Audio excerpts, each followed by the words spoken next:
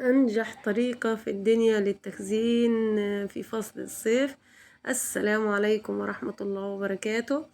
فيديو النهاردة عن تخزين ورق العنب. أنا بخزن من عنبتي، يعني مش بشتري من برا، لكن أفضل وقت بتخزين فيه ورق العنب اللي هو شهر 4 وشهر 5. ليه؟ لأن ورق العنب بيبقى طري ولسه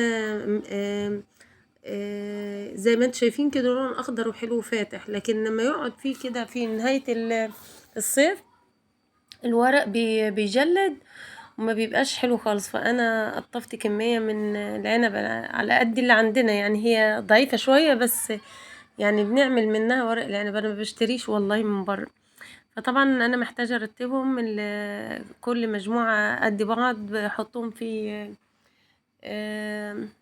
على بعض زي ما انتوا شايفين كده. اولا الورق، ورق العنب من افضل الاكلات المصرية المشهورة، وروتين مصري في كل البيوت المصرية. المصريين بيحبوا يعملوا المحاشي، وخاصة ورق العنب والكرنب. فاحنا هنا بنجيب الورق في الفترة دي، وكمان بيبقى حلو قوي في شهر 9. يبقى افضل ورق فترة للتخزين اللي هي شهر 5 وشهر 9، لان انا ببقى شايفة العنبة عندي اوراقها ازاي، لانها في شهر 9 بتطلع اوراق جديدة. ده اذا كان انا العنبة عندي بتعمل كده يعني. فافضل وقت هو في شهر 5 وشهر 9. بس كده. يا دوبك انا فصلت الكميات عن بعضها ورتبت كل كمية مجموعة مع بعض.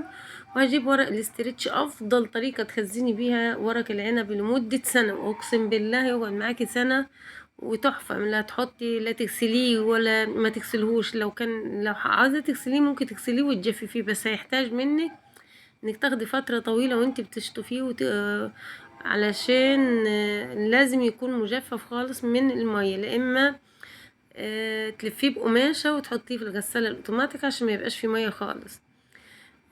طبعا انا هنا مش غسلاه ولا اي حاجة، انا نضفته بس لو كان عليه تراب. ولما باجي اعمله بطلعه واغسله غسلة كويسة.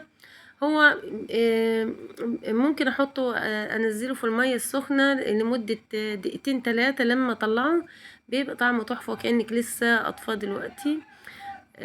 بصوا طريقة لف الاسترتش دي، انا بخرج الهواء طبعا. لازم دي افضل طريقة ممكن تلفي بيها ورق العنب على الاطلاق. هيفضل معاكي لمدة سنة، بس اهم حاجة انك انت متكونش جوه الاسترتش هوا، عشان خاطر